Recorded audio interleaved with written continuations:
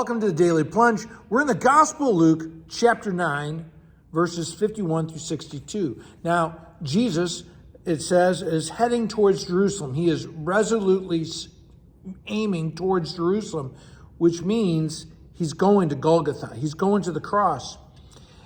And we're told that he sends messengers ahead of himself. And the word there for messengers in the Greek is angelos, the same word from which we get angels. And so they truly are messengers of the good news. Now, the Samaritans are a people who dabble in the Jewish faith, but they really have an a la carte understanding of religion, a little bit of this and a little bit of that. And so they're very much like Americans who include all kinds of different beliefs into the Christian faith. In fact, there's very few Christians who really hold to a biblical faith. And so the Samaritans dismiss Jesus because he doesn't fit their a la carte agenda, right? Because he is resolutely going to Jerusalem to fulfill the promises, the prophecies of the Old Testament. Now, James and John ask if Jesus would like them to call down fire, which is just astounding because when did they become superheroes with these cosmic powers, right? They didn't. And what's the motivation for this? It's not grace, it's not love, it's not God's will. It's just their own resentment against the Samaritans for rejecting Christ, which is what is supposed to happen to Jesus. And what does Jesus do? It says he rebukes them. Now that's the same word that's used about Jesus when he tells Peter off for telling him that he's not supposed to go to the cross.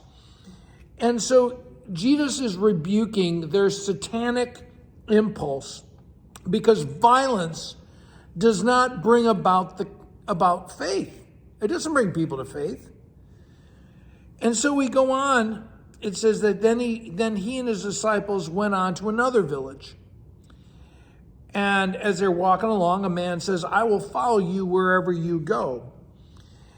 And we say, "Oh, well, I'll follow Jesus." Really? Because the Son of Man has no place to go. He has no place to lay his head. Will you go with him then? You say you go wherever he goes. And if he has no place to go, will you go there too? I think it's sort of a play on words there. And then, he says to another man, "Follow me." And the guy says, "Well, let me take care of burying my father." Really, he's saying, I need to make funeral arrangements for my father before he dies. And, the man is caught up with dealing with death. And Jesus says, "Let the dead bury the dead." You should be about proclaiming the kingdom of God and about furthering the gospel of life. And then he goes on to the next one. Still another, "Oh, I'll follow you, Lord. Let me go back first and say goodbye to my family." And, some people, it takes them forever to say their goodbyes. Maybe someone like that.